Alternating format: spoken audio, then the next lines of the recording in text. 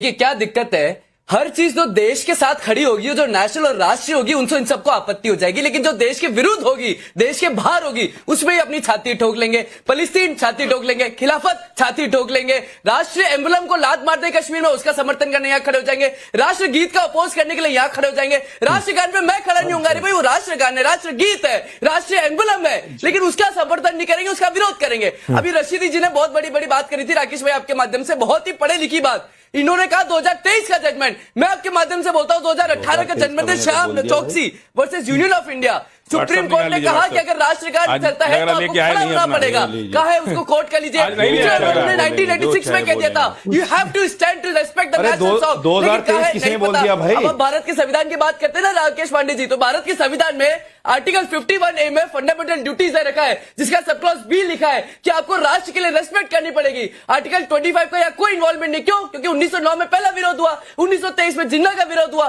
देखिए हैरानजनक बात क्या है राकेश जी, हैरानजनक बात यह है कि 1770 में बंगाल फमाइन आया था, तब 10 मिलियन लोग मरे थे, और आनंद मंच में जब वंदे मातरम लिखा गया था तब उस समय नवाब कौन था बंगाल का? मीर कासिम। ये उसका समर्थन करने यहाँ खड़े हैं। मीर बाकी जिसने बाबरी बनाई मुर्शिदाबाद में उसका समर्थन करने खड़े हैं। लेकिन दिक्कत है कि जिस नमे वंदे कहीं करोड़ा भानुमति ने कुंभा जोड़ा, मुझे लगता है व्हाट्सएप पिटारा लेके आते हो, पता नहीं कहाँ की फरियाद लेके आया।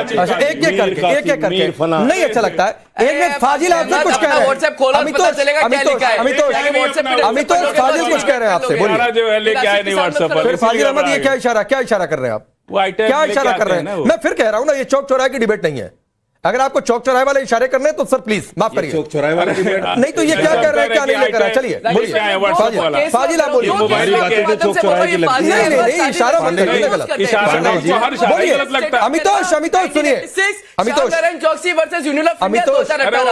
सुनिए, बोलिए फाजिल भाई, बोलिए पढ़ लो बोलिए क्या है? अरे बोलिए ना, क्या एतराज है? नहीं पढ़ने दीजिए उनको पूरा व्हाट्सएप। आपको नहीं बोलना है, आपको नहीं बोलना है। मैं आगे बढ़ूं, आपको नहीं बोलना है, नहीं समझ में आया। मैं आगे बढ़ूं, आपको नहीं बोलना है। बार बार इशारा कर रहे थे, कूद रहे थे बीच में, अब नहीं बोलना है। हो गया? नहीं व्हाट्सएप लेके नहीं आए ना, आपका हो गया। मीर बाकी को अरे आप अपना व्हाट्सएप पढ़ दीजिए, आप अपना व्हाट्सएप को मीर बाकी ने गाया, ही बोल दिए। अरे आप अपना व्हाट्सएप बोल दीजिए। मीर बाकी ने बाबरी बनवाया, ये बोल रहे हैं। हमारा व्हाट्सएप है ही नहीं, हम नेचुरल बोलते हैं। नंबर एक बात सुन लीजिए, अब हम बोल ही दे रहे हैं। खड़ा होना और ना खड़ा होना, ये एक सम्मान की चीज होती है। अच्छा। हमारा टीचर जब हमको क्लास में कहता है कि तो हम खड़े होकर जवाब देते हैं।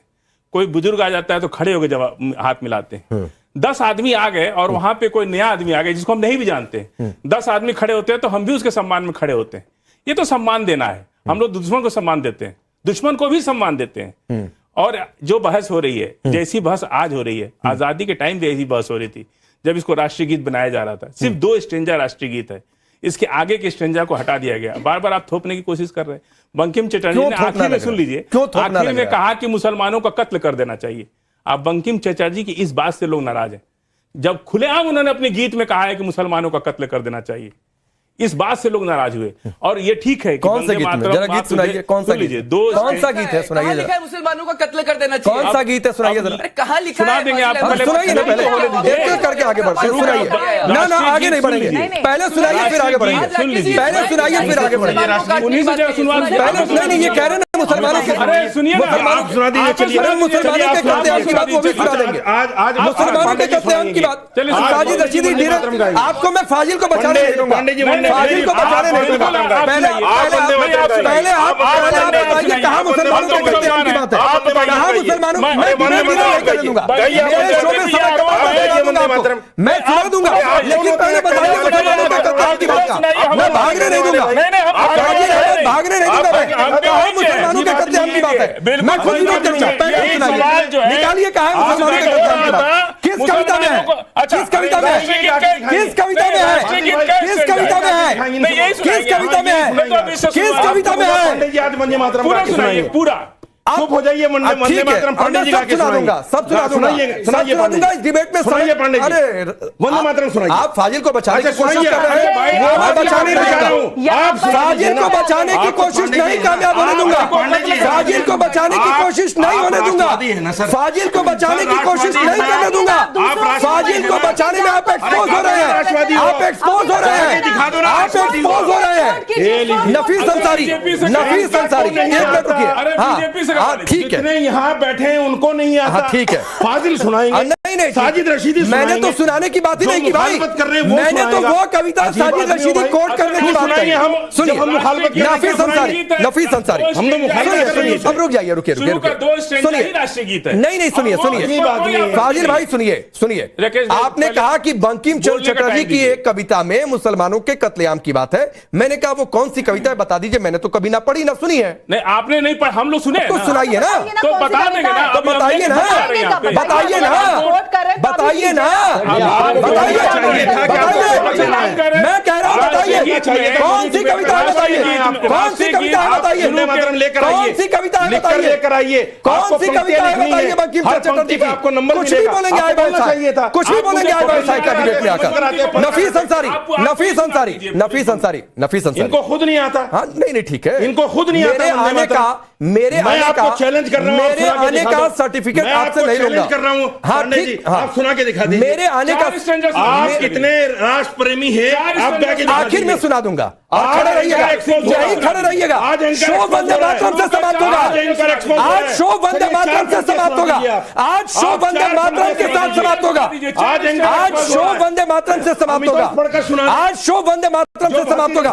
नफीस अंसारी, क्या आप खड़े होंगे वंदे मातरम बजवाओ अभी? सुना दे, क्या आप खड़े होंगे वंदे मातरम बजवाओ? और नहीं तो क्या दिक्कत है बताइए। लेकिन मुसलमानों के ऊपर थोपेंगे, किसी को नहीं आता। शांत हो जाइए प्लीज।